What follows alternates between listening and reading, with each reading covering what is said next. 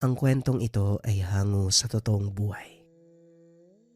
Mula ito sa isa nating kabayan na itago na lang natin sa pangalang Jimmy.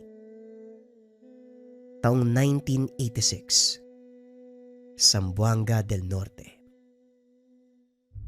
Malaki ang ngiti ni Jimmy habang binibilang ang mga kinita. Nag-uumapaw ang barya sa bitbit na lata. Patungo siya sa tahanan. Napaayos ng matanaw sa pintuan ang amahin na si Mang Tomas. Kaagad itinago sa likod ang lata at saka dahan-dahan naglakad palapit. Magandang gabi po, Tay. Akala ko tulog na po kayo. Walang maganda sa gabi kung inulit mo na naman ang panlalamang sa kapwa. Nakarating sa akin ang ginawa mo sa pamilihan. Inisan mong tendero-tendera. Kailan ka ba matututong bata ka? Wika ni Mang Tomas. Hindi po ako nanlalamang, Tay. Pamamaraan ko lang yun para makabenta ng marami. Tingnan nyo, malaki ang kinita ko ngayon. Ibinida ang nag-uumapaw na barya, pero hindi pinansin ni Mang Tomas. Malaki nga ang kinita mo, pero marami kang taong inagrabyado. Katulad mo lang sila Nagsusumikap, naghahanap buhay. Kaya sana lumaban ka ng patas. Dahil sa ginawa mong to, hindi ka lalabas ng bahay sa loob ng 3 araw. Huwag mo ko susubukan Alam mo ang mangyayari kapag sumuway ka. Napabuntong hininga si Jimmy. Nakayukong nilagpasan ng ama.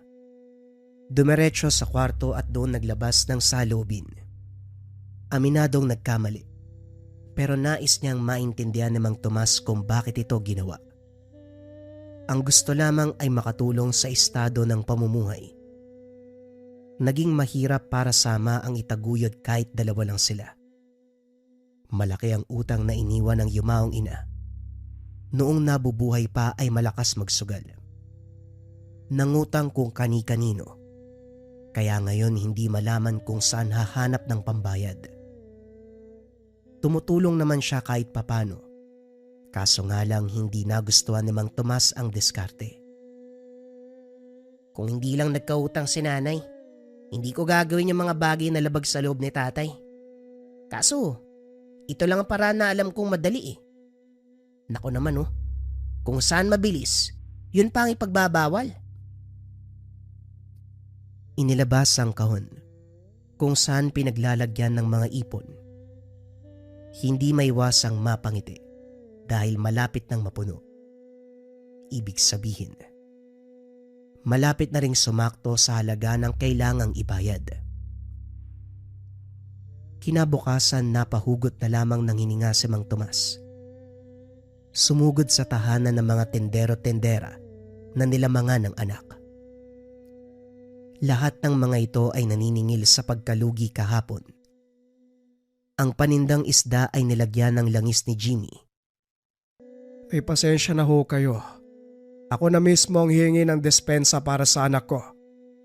Aray ko naman. Nagsasalita yung tao. Huwag yun naman bastusin. Wika ni Mang Tomas. Kinapa nito ang sentido na nagdurugo matapos tamaan ng bato. Tomas, mabuti kang tao. Alam ng lahat yun pero ang anak mo, masyado nang namimihasa. Pati ang kabuhayan namin pinagdidiskitaan. Naintindihan mo naman ang pinupunto namin Pareho lang tayong naghahanap buhay rito. Respeto naman sana. Wika ni Mang Noli. Yun na nga ho, pasensya na po talaga. Kung gusto nyo papalaot ako at ang lahat ng mahuhuling isda, libreng mapapa sa inyo. Talaga ba? Dapat may isang salita ka, Tomas. Inagrabyado kami ng anak-anakan mo, kaya mahirap magtiwala. Malay namin, inutusan mo yan. Paring Noli, nauunawaan ko kung hirap ka magtiwala sa akin. Pero hayaan yung ayusin kong gusot ng ginawa ng anak ko. Makakaasa kayo. Nang bayad mo lang sa akin, kaya pasensya na talaga. Sa kabilang banda, sinabunutan ni Jimmy ang sarili. awang-awa sa pakikitungo ng mga tao kay Mang Tomas. Kahit amain lang ito, minahal at ginalang bilang tunay na ama. Gayon din ito sa kanya. Kaso nga lang hindi mapigilan ang pag-arangkada ng pagiging pasaway. Magmula pa man noon, siya na ang naglalagay dito sa alanganing sitwasyon. Tay, pasensya na po kayo ha. Akala ko kasi nagawa ng maayos ang paglalagay ng langis sa mga paninday. Hindi ko alam may nakakita pala. Nadamay tuloy kayo. Hindi ko alam kung nagbibiro ka o sadya mo talagang inisin ako eh. Sa sinabi mo parang hindi ka naman nagsisisi. Basta hindi ka lalabas ng bahay sa loob ng 3 araw. Ang perang kinuha mo sa kanila, ibabalik natin, kasabay ng pagbigay ng nahuli kong isda. Wala naman akong kinuhang pera sa kanila. Bakit naman ako magbabalik? Baliw kang bata ka. Malamang meron. Kasi dahil sa ginawa mo, nasira ang kabuhayan nila. Hindi sila kumita. Pero kita ko yun. Akin yun. Isang salita mo pa. Kukutosan kita. Hirap mong paliwanagan ah. Malaki ka naman na sana. Ay nako. Magtungo ka sa kusina at magtimpla ng kape. Umagang-umaga sermon at pagmamaliit mula sa mga tawang natanggap ko. Nakakainit ng ulo. Napayo ko si Jimmy. Nagtimpla na lamang ng kape upang pampakalma sa amain. Pagsapit ng hapon, tinulungan sa paghahanda ng bangka si Mang Tomas. Pinabaunan ng pagkain at inumin para hindi magutom sa laot. Hindi niya rin kinalimutang lagyan ng langis ang bayong na palaging daladala.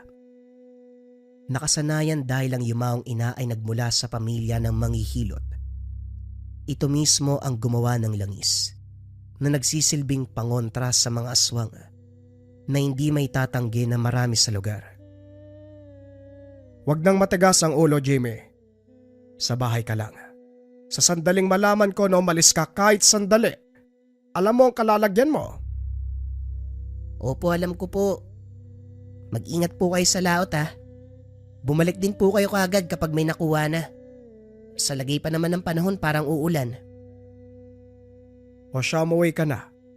Yung mga manok sa likod, ipasok mo sa kulungan doon sa silong. Huwag maging bingi sa kahit mumunting kilos sa paligid. Jimmy, alam mong hindi lang tawang loko-loko sa panahon ngayon. Tumango si Jimmy. Nang magsagwan si Mang Tomas ay umuwi na siya. 10 oras nang magising, nabulabog ang may hinang pagaspas ng pakpak. Nung una inakalang mga alagang manok lamang, pero habang tumatagal, naging malinaw kung anong klaseng nilalang. Dali-daling kinuha ang bote ng langis at ang perlas na nakatago sa lumang kaban. Ito ang mutya na ibinigay ng ina. Biyaya mula sa sinasabing tagapagbantay ng karagatan. Hindi na ito kailangang kargahan ng dasal dahil aktibo ito sa oras na kailangan. Sinilip ni Jimmy ang labas.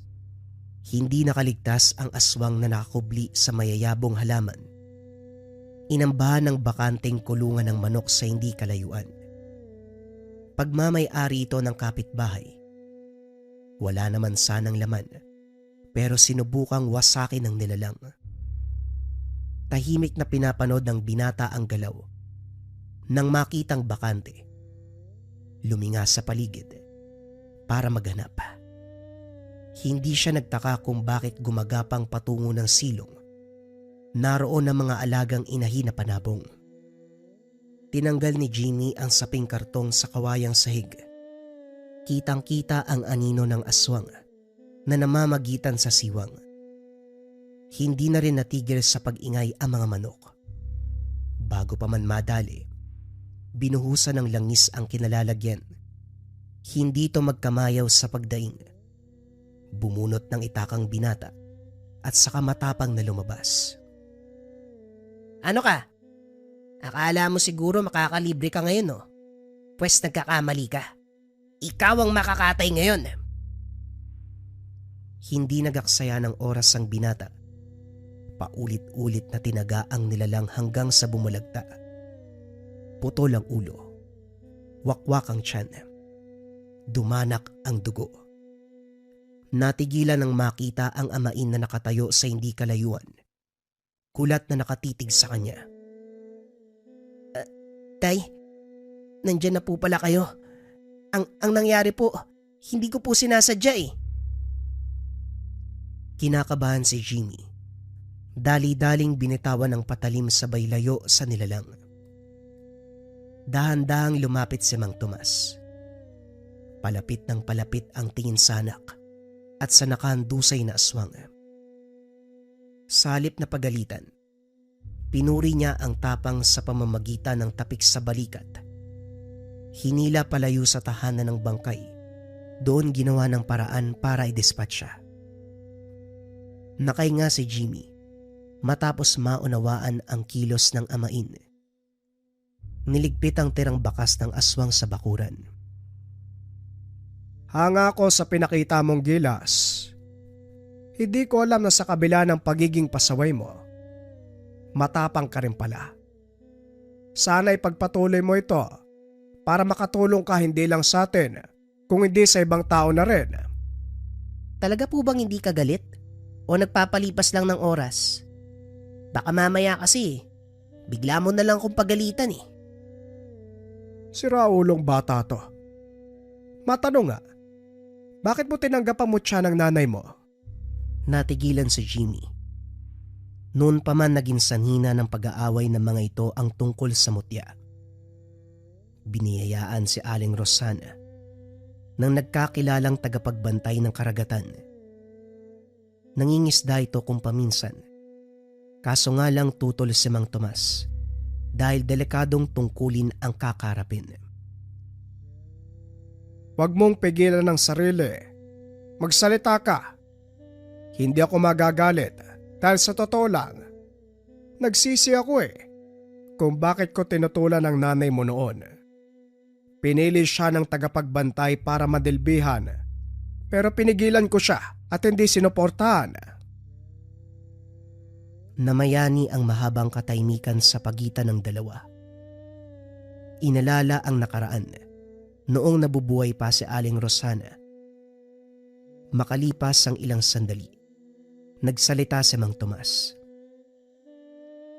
Kung balak mong pangatawanan ng pagiging antengero't manunugis, sa pagkakataong ito, buong puso kitang susuportahan. Pero kinakailangan mo pa rin makinig sa mga payo ko. 15 anyos ka pa lang, hindi sanay sa ganitong klaseng laban. Hindi makapaniwala si Jimmy sa narinig. Gusto nang maging ganap na manunugis. Kaso nga lang natigilan sa pag-alala na magkasamaan ng loob. Ngayon na si Mang Tomas na mismo ang nagsabi, hindi makapaghintay na muling mapalaban ng aktwal sa isang nilalang. Sabi niyo po yan, tay ah. Wala pong bawian. Oo naman. Basta gawin mo ang nararapat. Magsilbi ng tapat at makinig sa akin. Hindi may tago ang tuwa ng binata. Para naman kay Mang Tomas. Isa itong oportunidad para talikuran ni Jimmy ang nakaugaliang panlalamang sa mga kapwa. Nang sa ganon ay mapagtuunan ng pansin ang tungkulin na pinagkait sa yumaong ina. Ito rin ang magsisilbing pambawi sa paghihigpit niya. Nagrebelde ang asawa noon. Nagpakalulong sa sugal dahil sa hindi niya pagpayag na gampanan ang pagiging antengera. Kinabukasan maagang hinatid ni Mang Tomas ang mga nahuling isda sa merkado bilang kabayaran sa pagkakasala ng anak. Tinanggap naman, pero may kasamang pagpapahiya. Hindi na lamang ito pinansin, kagad umalis pagkatapos. Pagdating sa bahaging walang katao-tao, biglang may humarang. Isang may edad na lalaki. Nakangiti ito. Magaan naman ang presensya, kaso meron siyang napapansin. Magandang araw, kaibigan. Anong may paglilingkod ko? May tatanong ka ba? Magandang araw din. Ang tanong ko may kakilala ka bang naghahanap ng trabaho? Kulang kasi ako ng trabador. Ano lang, mangangatay ng karni. Ganun po ba? Wala akong kilalang naghahanap ng trabaho Karamihan dito, merong pinagkakabalahan. Kung hindi pangingisda, sakahan. Baka doon sa unahan may makuha ka. Kung ikaw kaya, may edad ka na, pero parang malakas pa naman. Isa pa, napansin ko ang ginawa ng mga tendera doon Pinagtatawanan ka. Pinahiya. Kung papasok ka sa akin, hindi mo mararanasan ng ganyan. Isa pa, kikita ka rin ng malaki. Sapat pang ipon Natigilan si Mang Tomas. Ngayon pa lang siya nakasalamuha ng tao, mapilit sa pag-alok ng trabaho. Kagad siyang umiling dahil bukod sa hindi kilala, masama ang kutob. Dali-daling tinalikuran, kaso nga lang sumunod sa kanya. Walang pasabing pinagsarahan ng pintuan. Hindi pinansin dahil walang balak makipag-usap sa taong mapilit.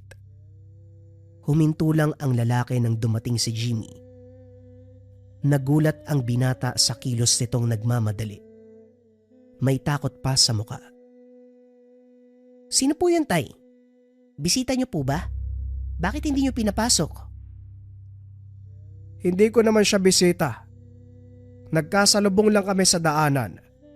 Nagtatanong kung meron bang naghahanap ng trabaho. Maayos daw ang kita. Umindi ako kasi parang may mali sa kanya Magaan naman ang presensya. Kaso nga lang, may himigan talaga na merong mali. Sinundan pa ako dito sa bahay. Nangulit ang loko Kung ganon, kailangan talaga ng trabador. Nangungulit Subukan kaya natin, Tay. Kung maayos naman ang kita, makakaipon tayo ng pambayad sa mga utang natin. Wag, Jimmy. Hindi natin alam kung anong uri ng operasyon ang ginagawa niya. Mangangatay ang hanap. Sino nakakaalam kung ano ang kakatayin? Mamaya malagay pa tayo sa alanganin. Susubukan lang naman Malay rin natin, ito na ang sagot para makapagbayad sa pagkakautang, di ba? Pero sino pala yun, Tay? Hindi siya nagpakilala Ay nako, salip na isipin mo yan. Tulungan mo ko mangisda mamaya para tayo naman ang kumita. Pabalik tayo doon sa pinagpwestuhan ko kagabi para makarami ng huli. Sa sinabi ni Mang Tomas, gustong makilala ni Jimmy ang lalaking nag-alok. Susubok lang siya. Nagbabaka sakali na ito na ang trabahong magsasalba ng problema. Tumakas ang binata. Naglakbay kung saan para hanapin ang tao. Hindi nagtagal ay nakita ito. Kaso nga lang nagtaka dahil biglang umalis. Sinundan hanggang sa nagkaharap. Manong, magtatanong lang naman ako bakit ka tumatakbo. Ikaw yung nagpunta sa bahay namin para alokin ng trabaho si tatay. Kaso, hindi siya pumayag, di ba? Ako mamamasukan po ko. Anong trabaho po ba? Napahugot ng hininga ang lalaki. Pinagmasdang mabuti ang binata. Nararamdaman ang gabay. Hihindian sana kaso naisip na subukan. Sa palagay niya, mangmang pa ang bata. Kaya mo bang kumatay araw at gabi? Hindi rin kami tumatanggap ng makupad kumilos. Mabilisan ang gusto namin. Kakayanin mo ba? Minamalit mo naman yata ako, Manong. Mukha lang akong inosente, pero magugulat ka kapag nagpakitang gilas ako. Magkano po ba ang sahod? Hindi rin ako pumapasok sa trabaho na hindi makatarungan ng sweldo. Nakuha ni Jimmy ang atensyon ni Mang Nardo. Hindi inasahan na ganito katabilang binata. Tinanggap niya matapos pumayag sa napagkasundo ang sahod. Pero iba yung pag-iingat dahil sa daladala nitong tangan. Bukod pa rito nararamdaman ang presensya ng gabay. Dinala sa tagong bodega. Sinubok agad ang tatag ng sikmura. Binagsakan ng karne ang mesang nasa harapan ni Jimmy. Parte ito ng hindi natapos na katayin. Bilisan mo ang pagkatay. Dapat matapos bago maghapon. Ikaw lang din ang may iwan ngayon dahil hahanap pa kami ng mabibilihan ng baboy. Bibigyan kita ng paunang sahod. Baka isipin mo naglolokohan tayo eh. Tinanggap ng binata ang pera. Natuwa dahil malaki ang bayad. Pagkalis ng mga ito, sinimula ng katay. Pero habang tumatagal ay nagtataka. Hindi ito ang uri ng karne na nagmula sa anumang hayop. Hirap siyang kilalanin dahil wala ng ulo. Wala na ang ibang parte at nabalata na din. Masyadong malinis ang bodega. Walang bahid ng kung ano. Maliban sa naglalakihang selyadong balde sa likod. Nakiramdam siya hanggang sa unti-unting nagduda. May bumalik na tauhan. Kinuha ang gamit na nakalimutan. Hindi nagaksaya si Jimmy. Sinundan ito hanggang sa naging malinaw kung saan nanggaling ang kinatay na karne. Saan ka ba nagpunta? Kanina pa kita hinahanap pa. Hindi ka umuwi kung hindi gagabi. Tay, sa susunod mo na ako sermonan, may problema ako. Yung lalaki nag-alok sa'yo ng trabaho, hindi ordinaryo. Mga aswang sila eh. Pinapakatay ako ng karne sa bodega. Huli na nang malaman kung tao pala yun. Napatanda ng krus si Mang Tomas. Naging malinaw ang kakaibang nararamdaman noon sa lalaki. Siraulo ka pala eh. Sinabi kong wag eh. Tapos lumapit ka pa talaga sa lalaking yon. Ano bang nasa isip mo? Kalabanin ko kaya sila, tay. May mutya naman ako eh. Kakayanin ko sila. Diretsyong napatingin sa anak si Mang Tomas. Naalalang pumayag siya na maging manunugis. Kaso hindi inasahang ora mismo. Baka pwedeng wag muna. Hindi dahil sa nakasalubong ka ng aswang, kakalabanin ka agad. Hindi mo pa nga alam ang paikot-ikot sa operasyon ng mga yun eh. Tapos naisip mo na kagad banggain. Di magmamanman ako. Yun lang pala ang kulang eh. Hindi naman nila alam na nabuking na sila. Ipaparamdam ko na nagkamali sila ng taong pinasok. Ako mismo ang sisira sa kanila. Mamamatay tao pala. Pwes, ako ang tatapos sa kabuktutan nila. Natahimik si Mang Tomas sa sinabi ng anak. Sa paningin niya, isa lamang itong mapaglarong bata. Yung tipong wala pang masyadong alam. Pero ito ngayon, malakas ang loob na pumasok sa delikadong sitwasyon. Gayunpaman kahit nag-aalangan, hindi pinigilan. Sinamahan ng binata pabalik ng bodega. Pero sa pagkakataong ito, harapan nilang nakita ang operasyon ng grupo. Mga babaeng biktima karga ng sasakyan. Wala nang buhay ang mga ito. Isa-isang pinasok sa bodega. Narinig ko na noon ang operasyon na ganito. Iniipon nila ang mga bangkay. Ipinapamahagi sa mga kalahi nila upang mas maging sagana at dumami ang angkan. Ang buong akala ko kwento lang to eh. Pero nangyayari pala sa totoong buhay. Si Jimmy sa kabilang banda. Nangangati ang mga kamay. Gustong mangialam sa operasyon. Kanina pa nagtutulak ang tangan. Kaso pinigilan siya ni Mang Tomas. Ayaw ng amain na magpadalos-dalos ng kilos. Sa dami ng tauhan, imposibleng hindi mapuruhan. Isinaalang-alang din ang kakayahan ng binata. Hindi pa gaanong subok sa pisikalang laban. Hanggang kailan po ba natin sila mamanmanantay?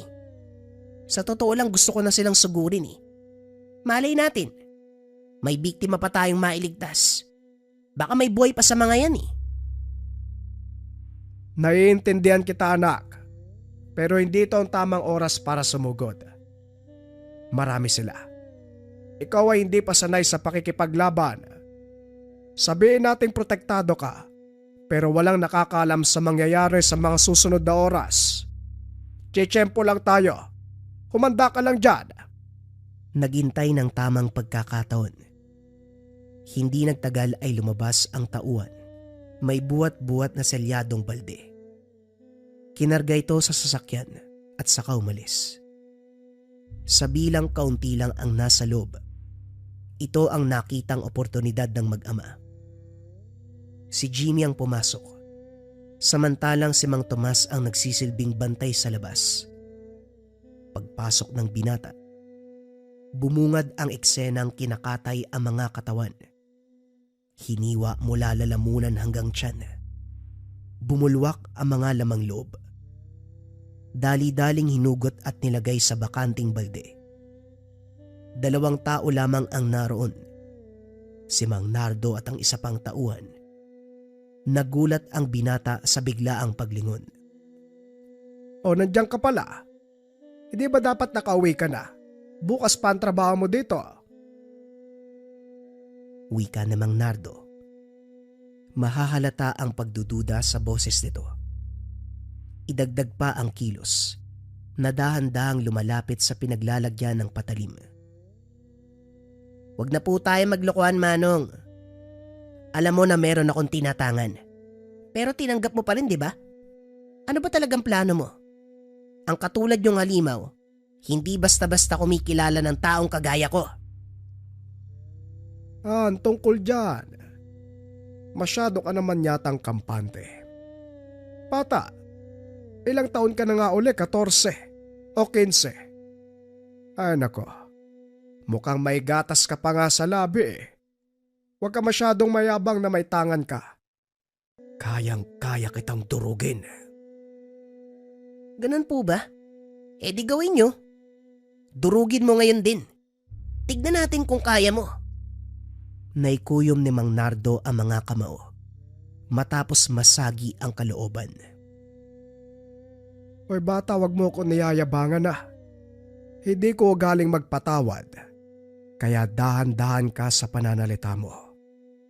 Tandaan mong nasa balwarte kita. Baka umandusay ka sa mesa at katay na mga kasama ko. Baka ikaw ang dapat kabahan, Manong. May tangan akong mutya, kaya ngayon pa lang dapat magdasal ka na sa sinasamba mong demonyo. Baka sakaling magpadala siya ng tulong sa'yo. Humagalpak ng tawa si Mang Nardo. Lumapit ito sabay tapik ng malakas sa balikat ng binata. Iho, hindi nakakaangas ang ganyang pag-uugali. Ano naman kung may tangan ka? Sa tingin mo ba, lahat ng aswang matatakot sa ganyan? Kung tutuusin, isa lang yang kakaperanggot na sagabal sa mundo namin. Kung kami ang kikilos, maging ang kaluluwa mo ay mapupulbos. Sa puntong ito nagkatinginan ang dalawa. Malinaw na nakita ni Jimmy. Baliktad ang refleksyon sa mga mata nito. Nang makitang abala sa pagkatay ang isa pang tauhan, sinamantala ng binata ang pagkakataon. Walang pasabing hinugot ang nakasugbit na patalim. Sinaksak si Mang Nardo. Umangil ito ng napakalakas. Pilit inalis ang nakatarak na kutsilyo sa balikat. Napamura ng malakas. Huwag mo ring ugaliing magmaliit. Oo, bata pa akong ituring. Pero nahubog ang pag-iisip ko pagdating sa halimaw na katulad mo. Dumampot ng itakang binata mula mismo sa kalapit na mesa. Inihanda ang sarili. Hinamon si Mang Nardo. Subalit sa halip na ito ang humarap. Inutusan ang isa pang tauhan. Habang nagbumuno sila, nakasilip ito ng pagkakataong tumakas. Hindi naging mahirap kay Jimmy na patayin ang aswang. Lam niya ang kilos. Palaging palya ang atake. Kagad hinanap si Mang Nardo Kaso nga lang hindi naabutan. Jimmy, Diyos ko. Kinabahan ako, akala ko kung ano na nangyari. Lumabas kasi si Nardo. Nagmamadaling umalis. Kumusta? Nasaktan ka ba? Ayos lang po ko, tay. May napuksa po ang aswang pero si Mang Nardo nakatakas. Duwag eh. Siya sana ang kakalabanin ko. Kaso hinarap ako nung tauhan niya. Ganun ba? Hindi bali na. Ang mabuti pa, alam niya na may tumutugis na sa kanila. Hinto na ang operasyon nun. Aalis na sila. Hindi ako papayag na basta na lang silang aalis. Pagkatapos mambiktima sa lugar natin, papatayin ko sila lahat. Jimmy, magulos dili ka. Hindi dahil napatay mo ang naunang aswang. Ibig sabihin nun kaya mo na silang lahat. Iba-iba ang kakayahan ng bawat nilalang. May hina, meron ding malalakas. Pinapaalalahanan lang kita. Padalos-dalos ang isipan mo. Nagbuntong hininga si Jimmy. Naintindihan ang paalala ng amain. Pero matimbang sa kalooban, tugisin ang lahat ng tauhan, maging si Mang Nardo mismo. At para maisakatuparan ang nais, nagpaliwanag kay Mang Tomas. Matyagang nag-antay dahil matagal bago napapayag. Bumalik sa bodega. Malinis na ang loob. Inalis ang mga bakas na magtuturo sa lahat ng ginawa sa operasyon. Giniba ang iilang bahagi ng bodega. Tinambakan ng mga basura para magmukhang abandonado.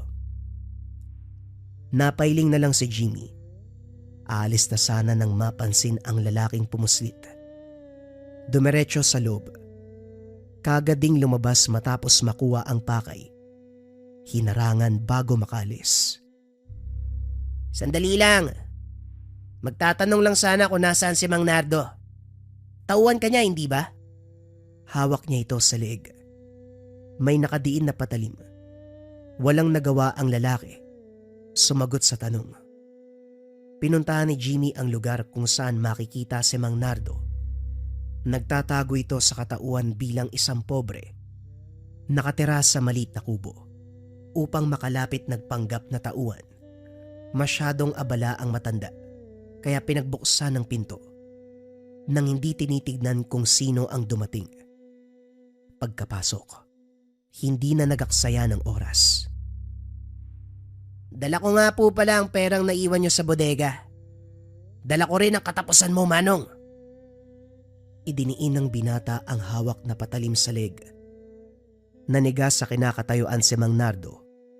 Isang maling galaw lang ay pwede siyang mamatay. Itinaas ang mga kamay. Tanda ng pagsuko. Pero hindi nagpadala si Jimmy. Talagang nagkamali ako nung ipasok ka bilang trabahador. Minaliit kita eh.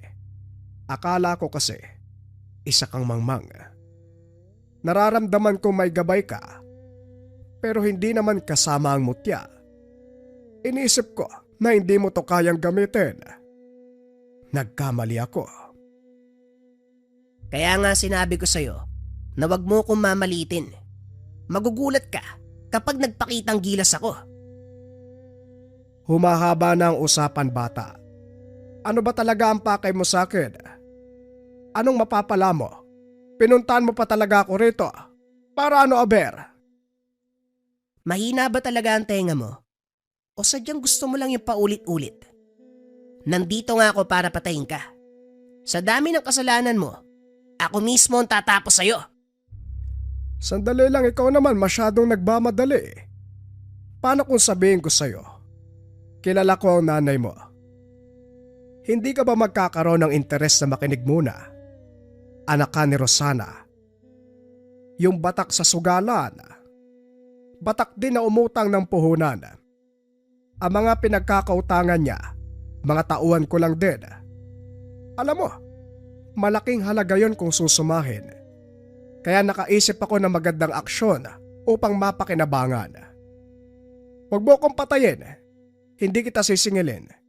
Kakalimutan ko ang utang ng nanay mo. Napalunok si Jimmy. Dahan-dahang nakaramdam ng panghihina. Ngayon naintindihan niya kung bakit biglaan ng paglapit nito sa kanila. Meron pa palang ibang pakay. Sa pananahimik dahil nag-iisip, nagsalita muli si Mang Nardo. Hindi mo na kailangan pang pag-isipan ng sagot. Oo, at hindi lang naman. Kung papayag ka, wala tayong magiging problema. Absuelto ka agad. Pinulupot ni Jimmy ang tali ng mutya. Tsumempo na nakatalikod si Mang Nardo. Nang muli itong magsalita, isinabay sa pagsubo ang tangan sa pagbuka ng bibig. Mariing pinigilan upang hindi mailuwa. Sinaksak ng sinaksak, dahilan para manghina. Nangisay na bumulagta, ginilitan ng liig, pinutol ang mga sugat. Napatanda ng krus ang binata. Tinignan ang katawan ni Mang Nardo. Nang matunugan na may paparating ay dali-daling umalis. Abot langit ang pagpapasalamat ni Mang Tomas nang makita ang anak. Hindi siya tumayo sa harapan ng altar hanggat wala pa ito. Pinakinggan ang kwento kung paanong tinapos ang buhay ng kalaban pero hindi makapaniwala sa ginawa ng binata.